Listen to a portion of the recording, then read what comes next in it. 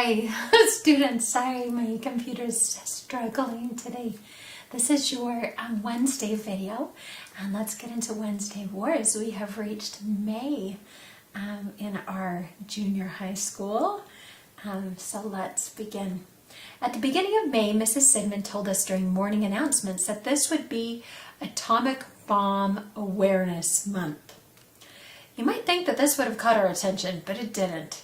Every May brings Atomic Bomb Awareness Month to Camillo Junior High. Right after the greening grass and the yellowing forsythia, it's so predictable that it's hard to work up enthusiasm. But Mrs. Sidman had clearly determined that this year, maybe because it was her first year as principal, she would give us the big N. Since we are living so very close to New York City, she said, Camillo Junior High is certainly a likely target for an atomic bomb, if the Soviet Union should ever choose to attack. And it behooves us to be prepared. We will begin a series of atomic bomb drills this afternoon. When the sirens blow, I expect everyone to follow our government's drill procedures precisely. Behooves? Said Danny. Becomes necessary, Mr. Hupfer, said Mrs. Baker, as in it behooves us to raise our hands before we ask a question. Now, can anyone tell me what the adjectival form would be? Teachers. They can't help it. I don't think that any of us really believed that Leonid Brezhnev was sitting in the deep dark rooms of the Kremlin plotting to drop an atomic bomb on Camillo Junior High, but even so, there was an eerie feeling when the sirens began to wail. Just before the end of the day, and Mrs. Baker stood up from her desk and clapped her hands at us. I'm pretty sure she was trying not to roll her eyes. She told us to scrunch under our desks, no talking. She told us to put our hands over our heads, absolute silence. And she told us to breathe quietly and evenly. Really, as if we had forgotten how. When we were finally settled, and all this took a while since Mary Lee wouldn't sit on the floor until she spread some clean poster board first, Mrs. Baker opened the classroom door, pulled the shades down on all the windows, turned the lights off, and then patrolled up and down the aisles. I bet she was rolling her eyes then. It doesn't take very long when you're scrunched under your desk with your hands over your head, breathing quietly and evenly, to feel three things. First, that your spine is not meant to bend like this. Second, that if you don't stretch your legs out soon, they are going to spasm and you'll lose all feeling and probably not be able to walk for a very long time. And three, that you are going to throw up any minute because you can see the wads of bazooka bubble gum that Danny Hupfer has been sticking under his desk all year, which now look like little wasp nests hanging down. But we followed our government's drill procedures precisely and stayed under our desks for 18 minutes until the wind would have whisked away the first waves of airborne radioactive particles and the blast of burning air would have passed overhead and the mushroom cloud would no longer be expanding and every little living thing would have been incinerated except for us because we were scrunched under our gummy desks with our hands over our heads, breathing quietly and evenly. We got up when Mrs. Sidman peered into our classroom and told us that we had done quite well and they were beginning to be prepared. And yes, that was sort of comforting. I bet it made Leonid Brezhnev tremble in his boots, especially if he really did have it in for Camillo Junior High. Actually, there seemed to be a lot of people who needed comfort these days, especially the 8th grade varsity runners who were taking the Salisbury Park race way too personally. Our whole team came in before anyone else on any of the other Long Island teams. Mr. Quattrini had given us 2 practices off to celebrate. We got our team picture in the Hometown Chronicle holding the trophy. What more do you want? Apparently, a whole lot. Let me tell you, you don't want to open your gym locker and find that someone has squirted shaving cream into it. And you don't want to find that the shoelaces on your sneakers are missing or tied up in knots that take about a day and a half to get out. Or that your shorts are hanging from the rafters in the gym ceiling or that they're sopping wet and not from water in the sink. I think something must happen to you when you get into 8th grade, like the Doug Swidek's brother gene switches on and you become a jerk, which may have been Hamlet, Prince of Denmark's problem, who besides having a name that makes him sound like a breakfast special at Sunnyside Morning Restaurant, something between a ham slice and a 3-egg omelet, didn't have the smarts to figure out when someone takes the trouble to come back from beyond the grave to tell you that he's been murdered, it's probably behooveful to pay attention, which is the adjectival form. Anyway, I stayed way behind the 8th grade pack in practice these days. They didn't spit anymore, but I figured that if I tried to pass them, they would probably leave my bloody body on the side of the road. But the 8th grade varsity runners weren't anything compared with my father, who really needed some comfort because of what the Hometown Chronicle reported on May 3rd. Here was the headline: Local architect firm to renovate Yankee Stadium. I guess I don't have to tell you that the local architect firm was not Hood and Associates. It was Kowalski and Associates. The story had words like these: multi-million-dollar job, 3-year commitment, highest visibility of any local firm, Kowalski a sure bet for Chamber of Commerce businessman of 1968, all of which made the job for the new junior high school seem pretty tame by comparison. Suppers were very quiet for a few days. My father mostly concentrated on his lima beans until my sister pointed out that a steady diet of lima beans had already killed lab rats and was probably killing us. "See," said my father, looking up, "you can learn all sorts of useful and valuable information without going to Columbia University, and that's good because no one is going to Columbia University."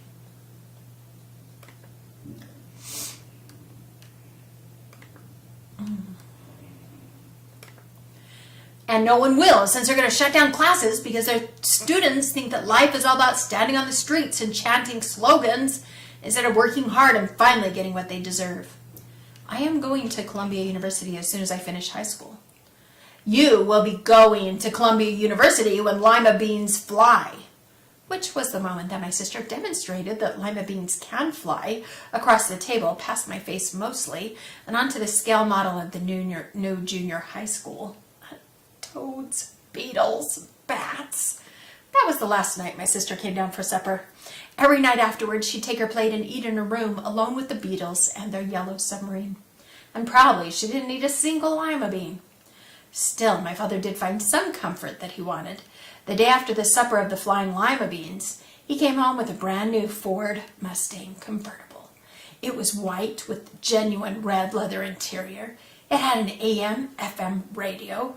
Really, it had a 390 big block V8 engine and a stick shift 4-speed transmission that could take you up to 160 miles per hour if you wanted. The chrome glittering across the front grille gleamed so brightly that you had to take your eyes away from it when the sun struck just right, and it made a sound like power.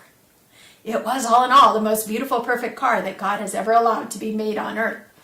My father and mother went for a drive in it every evening right after Walter Cronkite was finished. They backed out of the driveway slowly, my mother waving at us and laughing as if she was in high school and going on a date. My father would be concentrating on the road since he didn't want his Ford Mustang to be near any other car that might come too close and spatter a pebble up at the chrome. During the day, he left it parked in the driveway, probably because he thought it would look just right in front of the perfect house, and probably so that Clint wouldn't park his yellow Chit wouldn't park his yellow VW Bug there. My father wanted to be sure that people didn't think he was driving a Bug with pink and orange flower decals, which no one in the running for Chamber of Commerce businessman of 1968 would drive. At night, after it was too dark to see how wonderful the Ford Mustang looked in front of the perfect house, he pulled the station wagon out from the garage, drove the Mustang in away from the nighttime's dew, and parked the station wagon in the driveway. He did love the Mustang. He watched over it like his reputation. I dreamed of driving that car. The AM/FM radio on, the talk down, and the wind big and loud. Left hand curved around the wheel, right hand playing on the shift. See if it really could reach 160 miles an hour on a long straight stretch.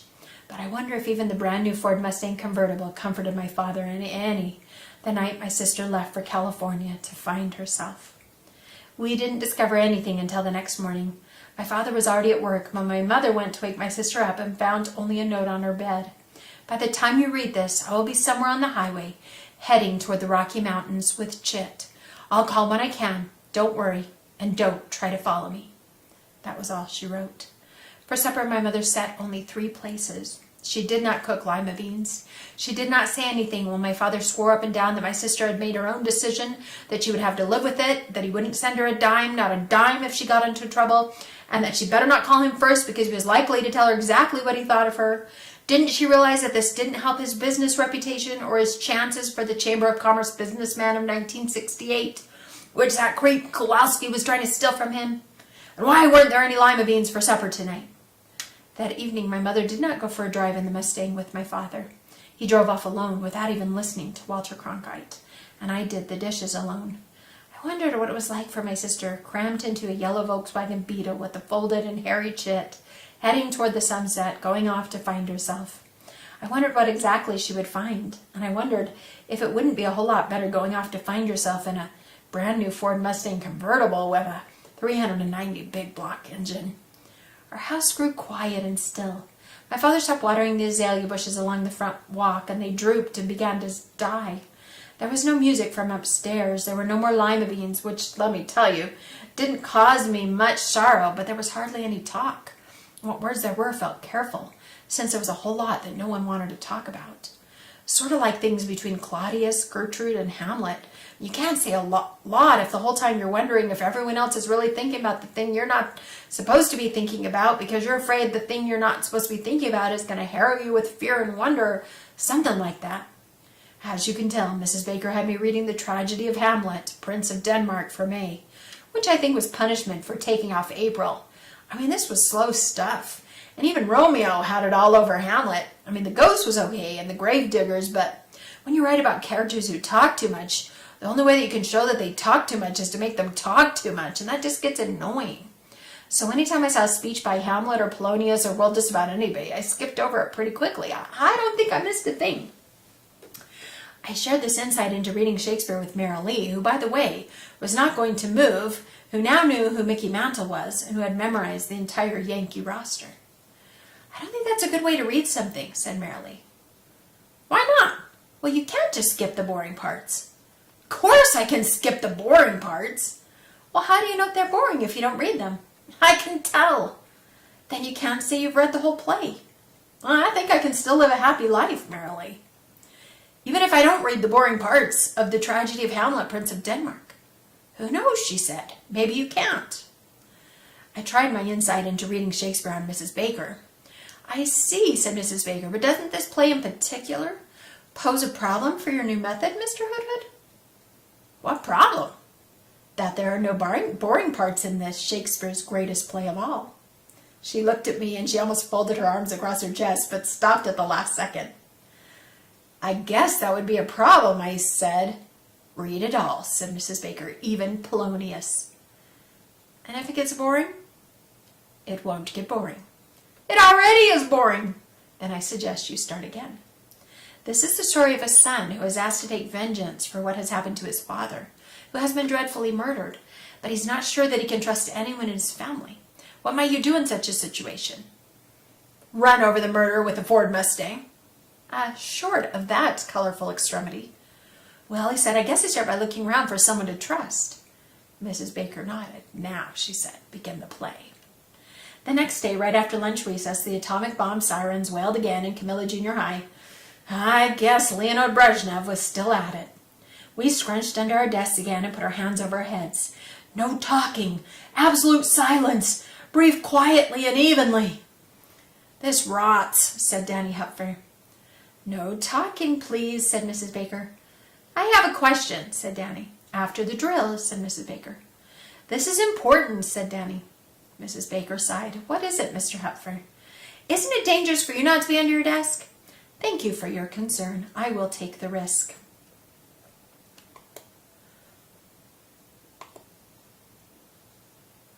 But suppose an atomic bomb was really coming down right on top of Camillo Junior High. Then, said Mrs. Baker, we wouldn't have to diagram any sentences for the rest of the afternoon. Might be worth it, whispered Danny. If Danny sounded a little snippy after he realized that his bar mitzvah was coming up and he was more terrified of his bar mitzvah than an atomic bomb, he was really touchy about it, even when you tried to encourage him. You've been taking Hebrew lessons for this for a year, I'd remind him. Years. How hard can it be? How hard can it be? How hard can it be? How hard do you think it can be if your rabbi is standing right next to you and your parents and grandparents are watching you along with every aunt, uncle, and cousin and second cousin, some you never met, and 2 great aunts who immigrated from Poland in 1913 and a great uncle who escaped the Tsar, and every one of them is looking at you and crying and waiting for you to make a mistake. And if you do, they'll holler out the right word and stare at you like you've ashamed the whole family, and they'll never be able to walk into the synagogue again. I mean, how hard do you think it could be? Maybe it would help, I said, if you scrunched under your desk and breathed quietly and evenly. Maybe it would help, he said, if I stuck this gum up your nose. Marilee and Mai Tai and I decided that we should find better ways to help Danny than putting gum up our noses. So every lunch recess for most of May, we sat inside and listened to him recite what he was going to read at the service, even though we had no idea if the words he was saying were coming out right or not. At the end of every recess, he was always ready to run away to California. I can't do this, he'd say. You can do this, we'd say. I don't want to do this, he'd say.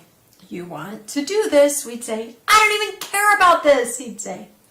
You care about this, we'd say. Well, sort of like a play, which is, I have some experience at.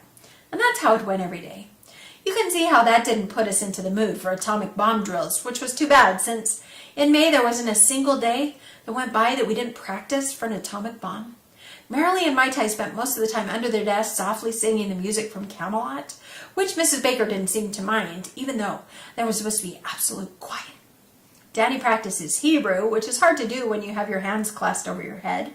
I threw spitballs at him, which is even harder to do when you have your hands clasped over your head. And Doug Swedick went to sleep, and when he went to sleep, he really went to sleep. I mean, let me tell you, you don't want to be in the 7th grade and have people hear you snore. What you hear when you wake up is humiliating. Not as humiliating as yellow tights with white feathers on the butt, but humiliating enough. One of the atomic bomb drills came on a Wednesday afternoon about halfway through the month, right about the time the Yankees were batting 187 as a team and were stuck in 9th place again, just like last year. It was one of those hot, still days that come before summer and that remind you what July is going to be like. When I scrunched under the desk, I could feel immediately that the air there was kind of heavy and steamy, and I was going to start sweating pretty quickly, which I did. This was really unfair since everyone else had already left for Temple Bethel or St. Adalbert's, and I think that Mrs. Baker probably agreed. This, Mr. Hood, is ridiculous, she said, and she wasn't even scrunched under her desk. I leaned out from under my desk. My hands were still clasped over my head. Mrs. Baker? I said, even though I was supposed to be breathing quietly. Yes, she said. Would you mind not calling me Mr. Hood? It sounds like you're talking to my father. Mrs. Baker sat down at Danny's desk. You're still angry about opening day, she said. I just don't want to be him already. But you have similarities. Marilee showed me your drawing. It was wonderful. Anyone can see that you have the soul of an architect. Maybe, I said. But you want to decide for yourself, said Mrs. Baker. I nodded. I wanted to decide for myself. And you're afraid, said Mrs. Baker, that you won't get the chance. That I won't get the chance to see what I can do with the slings and arrows of outrageous fortune, I said. Not many people do, said Mrs. Baker. Even Hamlet waited too long. The sirens wailed, as if to remind us that there was supposed to be absolute silence. This is ridiculous, said Mrs. Baker again. Here we are in the middle of Act 3, and we have to leave Shakespeare to curl up underneath the desk for an atomic bomb drill, which is, by my count, the 16th time you've practiced curling beneath the desk, as if anyone needed to practice curling beneath the desk. She rolled her eyes. Then she seemed to make a sudden decision. She gave up patrolling the aisles and walked back to the coat room. She seemed to be rummaging around, and suddenly there was a crash and a splatter, and almost instantly the entire classroom smelled like Long John Silver and his crew were yo-ho-hoing over bottles of rum. Lots of bottles of rum. Mrs. Baker's voice came out of the coat room. It seems that the crock with Mrs. Kabakov's Pilgrim cider has fallen from the top shelf. Would you please run and bring Mr. Vendelari? I did, and when he came into the classroom, his eyes widened. Smells like a brewery in this classroom, he said. Indeed, said Mrs. Baker. You'll have to air it out after you mop up the cider. You can't stay in here with a smell like this, he said. Do you think so? Said Mrs. Baker. She looked at me. I guess we'll just have to go on a field trip. A field trip, I said. We are going to survey points of local architectural interest. I thought for a minute. Are there any? Mrs. Baker had pulled her white sneakers out from her lower desk drawer. She looked up at me. Yes, there are, she said. We walked together to the main administrative office, where all the secretaries were scrunched up under their desks, And Mrs. Baker explained to Mrs. Sidman that our classroom smelled like a brewery and that she certainly did not think that she should keep a student there and that she would like to take the opportunity to go on a field trip while Mr. Vandelari cleaned the room. Mrs. Sidman had one eyebrow raised the entire time she was listening, but Mrs. Baker had her arms crossed, and you know how convincing that can be. So Mrs. Sidman agreed, and Mrs. Baker filled out a form, and one of the secretaries crawled out from beneath her desk and called my mother, and then we got into Mrs. Baker's car, and she drove me around and showed me all the points of local architectural interest. We crossed over the Long Island Expressway to the north side of town and meandered down side roads until we stopped beside the Quaker Meeting House. This was built in 1676. Think of that, Holly. When it was built, people were still living who had been alive when Shakespeare was alive. 105 years ago, it was a station on the Underground Railroad. Escaped slaves hid right here. We meandered down more side roads. That's the first jailhouse on Long Island, Mrs. Baker said. It has 2 cells, one for men and one for women. The first man to occupy the cell had stolen a horse. The first woman had refused to pay the church tax because she was not a member of the church. She wanted to define freedom for herself. Think of that. You could see the bars in the windows where she would have looked out. We drove out to the east side of town and circled Hicks Park. This has changed a great deal over the years, but it was once Hicks Common, where the first settlers of the town grazed their cows and sheep. Those larger oaks? No, the oaks hauling over there were probably saplings then. And the buildings backing up against the park, that clapboard building there, is St. Paul's Episcopal School, where British soldiers were housed during the American Revolution. The silver communion ware it owns was made by Paul Revere. One of the original Hicks family members hid it in a cellar so it wouldn't be stolen during the war. On the south side of town, we passed Temple Emmanuel. That is the 4th temple on that same site, said Mrs. Baker. The first building was burned by lightning, the second by British soldiers who found out the congregation was supporting the revolution, and the third by arsonists. And all those fires, the ark holding the Torah was never damaged. It's still there today. And on the west, on the far outskirts of town, we drove past what looked like a garden shed. The first abolitionist school, Mrs. Baker said, where Negro children could come to learn to read and write, and so escape the ignorance that slavery wanted to impose. Right there, Holling, is the true beginning of the end of slavery. I never knew a building could hold so much inside. On a bright blue day when there wasn't an atomic bomb on any horizon, when the high clouds were painted onto blue canvas, when tulips were standing at attention, and azaleas were blooming, except for the ones in front of the perfect house, and dogs were barking at all the new smells, I saw my town as if I had just arrived. It was as if I was waking up. You see houses and buildings every day, and you walk by them on your way to something else, and you hardly see. You hardly notice they're even there, mostly because there's something else going on right in front of your face. But when the town itself becomes the thing that is going on right in front of your face, it all changes. And you're not just looking at a house, but at what's happened in that house before you were born. That afternoon, driving with Mrs. Baker, the American Revolution was here. The escaped slaves were here. The abolitionists were here. And I was here. It made me feel sort of responsible. Before we got back to Camilla Junior High, we passed St. Albert's, built almost a century ago, with the pennies of Italian immigrants, said Mrs. Baker. Let's go in, I said. Mrs. Baker paused. Would your parents approve? She asked. It's a point of local architectural interest, I said. So we went in. It was the first Catholic church I've ever been inside, mostly because Catholic churches are supposed to be filled with idols and smoking incense that would make you so woozy that you'd give in and start praying on your knees, which Presbyterians know is something that should not be done. But it wasn't like that at all. We came in, Mrs. Baker dropped some money into the offering box, and we walked down the main aisle. The afternoon light slanted down through the high windows, so that up close to the ceiling the air was flecked with glowing gold specks. Down below where we were, it was shadowy and warm. I ran my hand over the dark wood of the pews, worn smooth. There was no carpet, so we could hear our own footsteps as we walked toward the altar, where a crucifix hung suspended, a pale white Christ with bright red wounds. For 100 years people have been coming together in this dark, I thought, breathing quietly and evenly. For 100 years. It made me wonder. Mrs. Baker, I said. Yes, Holling. I have a question. Yes. It doesn't have anything to do with points of local architectural interest. That's all right. After the game at Yankee Stadium, when Mel Stottlemyre took you up to meet the boss, did you ask him to have Kowalski and Associates do the renovations so that Marilee could stay. There was a pause. Whether or not I spoke about the renovations to Yankee Stadium is not something you need to know, Holling. Then I have a second question. Does this one have anything to do with points of our local architectural interest? Yes. What is it? If an atomic bomb drops on Camilla Junior High, everything we've seen today will be gone, won't it? Another long pause. Yes, she said finally. And it really doesn't matter if we're under our desk with our hands over our heads or not, does it? No. So, Mrs. Baker, it really doesn't matter. So why are we practicing? She thought for a minute. Because it gives comfort, she said. People like to think that if they're prepared, then nothing bad can really happen. And perhaps we practice because we feel as if there's nothing else we can do, because sometimes it feels as if life is governed by the slings and arrows of outrageous fortune. Is there anything else we can do? She smiled. Not a teacher smile. 2 things, she said. First, learn to diagram sentences. It is rude to roll your eyes, Holling. Learn everything you can, everything. And then use all that you have learned to grow up to be a wise and good man. That's the first thing. As for the second, I lit a candle in a Catholic church for the first time that afternoon.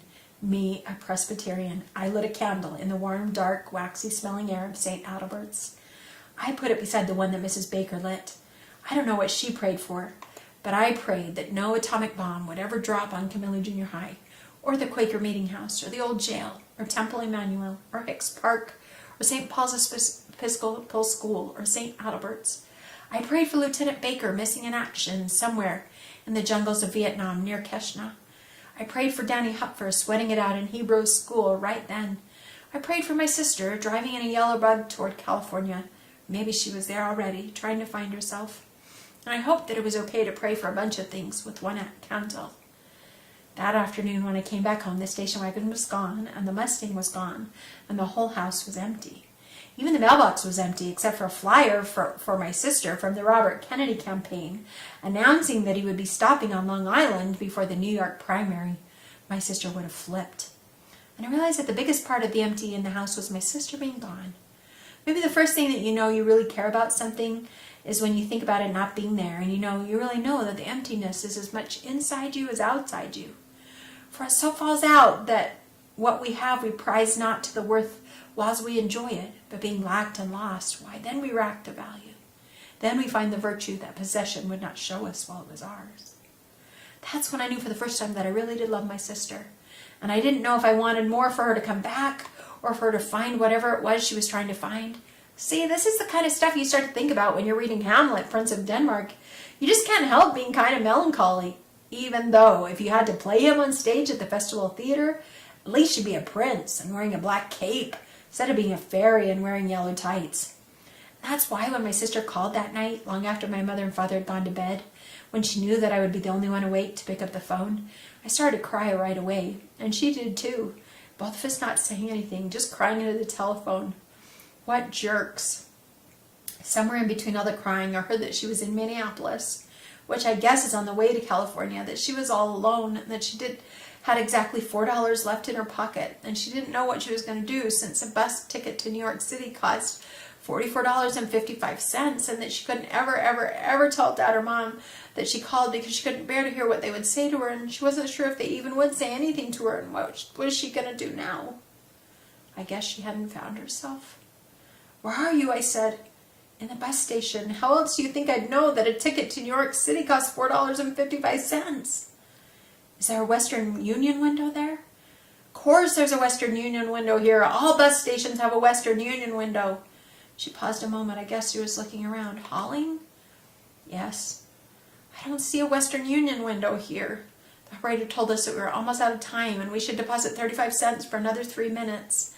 "I don't have any more coins," yelled my sister. "Get to the nearest Western Union station tomorrow morning," I said quickly. Then the phone went dead. All because of a stupid 35 cents in coins. Like Bell Telephone was going to go bankrupt because of one phone call from Minneapolis to Long Island in the middle of the night. I don't know if my sister had heard what I'd said at the end, but the next morning I was waiting outside the Commerce Bank on, I'm not kidding here, Commerce Street when it opened at 10 a.m.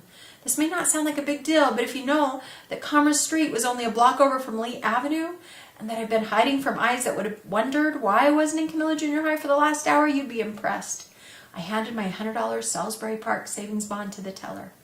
Aren't you supposed to be in school? She said. I'm a little worried that an atomic bomb might drop on it, I said. Probably the school will make it through the day, she said. What do you want to do with this bond? I need to turn it in for cash. She looked at the date. If you turn it in for cash now, you only get $52. If you hold on to it in just a few years, it will be worth $100. I don't have a few years, I said. Because of the atomic bomb? No. She turned the savings bond over and looked at it again. Do your parents know that you're cashing this in? Yes, I said. I know. You don't have to tell me. The teller fingered the savings bond. All right, she said finally, $52. Hope you're going to do something worthwhile with the money. I nodded, and she counted the bills out onto the counter. Further down on Commerce Street was the Western Union. I put the money up on the counter. I need to send all this cash to Minneapolis, I said. It's going for a visit, is it? Said the Western Union man. This was worse than a teacher joke. This was even worse than a nurse joke. I need to send it to my sister. The Western Union man counted it out. That's a lot of money, he said. Where are you sending it exactly? To the Western Union closest to the Minneapolis bus station. Huh? He said. He pulled out a directory and thumbed through it.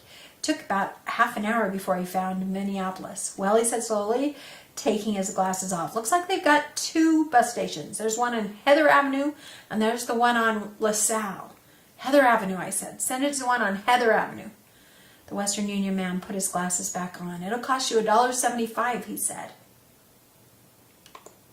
Fine.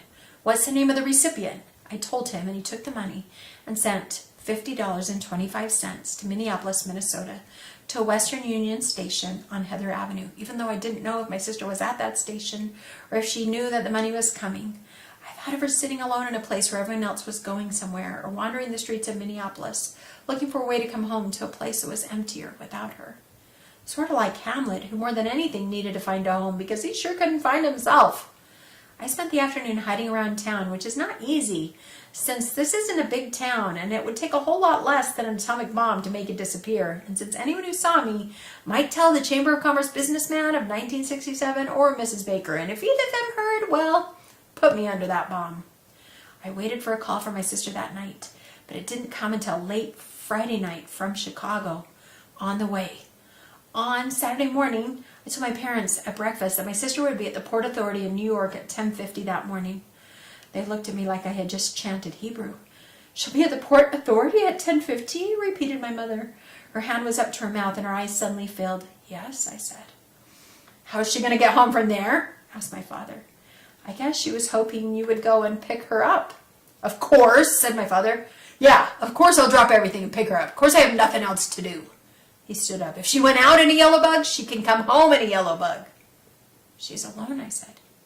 You're not going to see me driving all the way into the city on a Saturday. She can take the train. She may be out of money. Well, whose problem is that? He said. It doesn't matter whose problem it is. She can't get back home unless you go get her, I said. He looked at me. Who do you think you're talking to? He said. She needs help. Then you go get her, Holling. The car keys are up on my dresser. He laughed. Okay, I said. Okay, he said, and went outside to start up the lawnmower. I went upstairs and got the car keys, the Ford Mustang car keys, not this station wagon. Holling, said my mother when I came back down. I think he was being sarcastic. I went to the front closet and found my jacket. Holling, what are you doing? I held up the car keys. I'm driving into New York City to pick up my sister from the Port Authority bus terminal at 10:50. You don't know how to drive. I've seen movies. I went to the front door. Holling, said my mother. I turned around. You can't drive in by yourself. So come with me. She looked out to the backyard. We can't do that either, she said. Her voice was as sad and lost as loneliness. I went out to the garage and sat in the Mustang. The red leather still smelled new.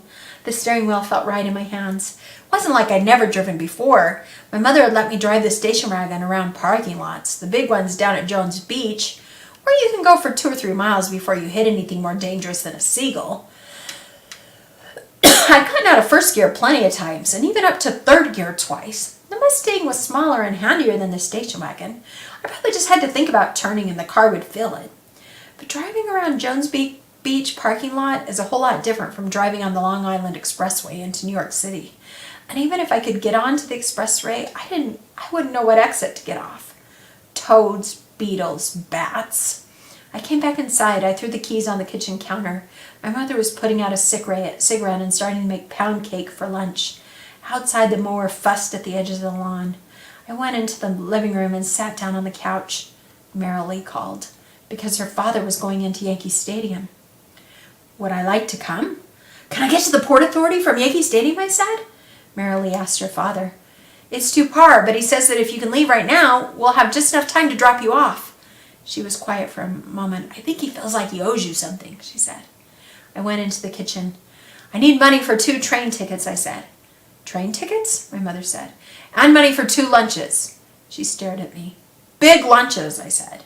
She went upstairs for her pocketbook. I was there when the bus from Chicago pulled in at 10:50. The Port Authority was all noise and rushing. The accumulated combustion from the buses had thickened the air. The whoosh and squeak of the hollering of the brakes and the distorted announcements over the PA system and the newsboys hawking and the pell-mell of more bodies than belonged to any one building gave the place a general roar. As for the floor, you couldn't have found a greater confusion if the ceiling had been lifted off and the sky had rained down ticket stubs and newspapers and Baby Ruth wrappers. But as soon as the 10:50 bus from Chicago parked itself, everything stopped. The rush, the roar, the squeak, the whoosh, they all stopped, really. Like Brezhnev had sent over an atomic bomb and wiped it all out. And they did not start again until my sister got off the bus and she ran out of the diesel combustion and right to me and we held each other. We were not empty at all. Hauling, she said, I was so afraid I wouldn't find you. I was standing right here, Heather, I said. I'll always be standing right here. For lunch, we had grilled cheese sandwiches and Cokes and chocolate donuts at a counter in the Port Authority. Outside, we bought pretzels from a stand, and then we walked to Central Park hand in hand. We lay down in the sheep meadow, and my sister told me about driving west with the sun on your face. We got up and walked around the pond and stopped at an outcropping of boulders that fell out of the woods. Around us was every shade of green you could ever hope to imagine, broken up here and there, with a flowering tree blushing to a light pink. All the colors were garbled and reflected in the tiny ripples of the water.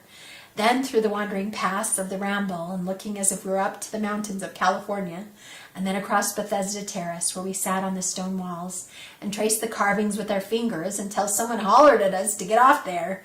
Then back along the mall underneath tall elms until we passed the statue of, no kidding, William Shakespeare, who stared down at us sternly, probably because he was wearing tights and is embarrassed doing that in front of everybody. We walked slowly. We talked a little.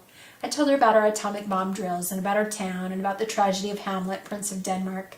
She told me about Minneapolis and how she got out of the yellow bug and went back in and how Chit drove away, and about going to the Western Union and finding the money for the ticket and falling asleep for the first time in 2 days on the bus to Chicago.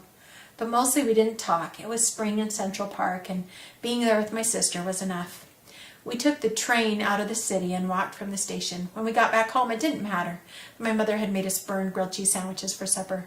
It was just so good that the house wasn't empty anymore. My father said only one thing during supper. Did you find yourself?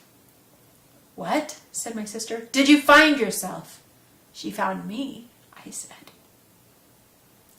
By the end of the tragedy of Hamlet, Prince of Denmark, Laertes is stabbed, the queen is poisoned, the king is poisoned and stabbed, which is pretty much the same thing that happens to Hamlet. By the time it's all over, there are these dead bodies all over the stage. And even though Horatio is hoping that flights of angels are coming to sing Hamlet to its rest, it's hard to believe that there's any rest for him. Maybe he knew that. Maybe that's why he dressed in black all the time. Maybe that's why he was never happy. Maybe he looked in all the wrong places, trying to find himself. Or maybe he never had someone to tell him that he didn't need to find himself. He just needed to let himself be found. That's what I think Shakespeare was trying to say about what it means to be a human being in the tragedy of Hamlet, Prince of Denmark. And speaking of being found, that's what happened to Lieutenant Baker too. Really. After almost 3 months in the jungles of Vietnam, he got found. I was there on the last Wednesday afternoon of May, a cool blue day, when Mrs. Sidman came in with an envelope and handed it to Mrs. Baker. She took it with hands that were trembling. She tore the top slowly open and then stood there, holding the telegram, unable to pull it out to read it. "Can I help?" said Mrs. Sidman. Mrs. Baker nodded. and then I'll take calling to my office so that you can be alone. Mrs. Baker looked at me, and I knew she wasn't going to send me to Mrs. Sidman's office so that she could be alone. You don't send someone away who has lit a candle with you. I suppose not, said Mrs. Baker. Mrs. Sidman took the envelope, then held out the open telegram to Mrs. Baker. But Mrs. Baker closed her eyes. Read it, she whispered. Mrs. Sidman looked down at me and then down at the telegram. Then she read the first line. Sweet eyes, stop. Think of the sound you make when you let go after holding your breath for a very, very long time.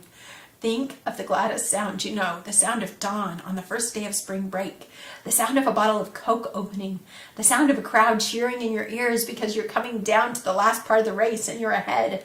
Think of the sound of water over stones in a cold stream, and the sound of wind through green trees on a late May afternoon in Central Park. Think of the sound of a bus coming into the station carrying someone you love.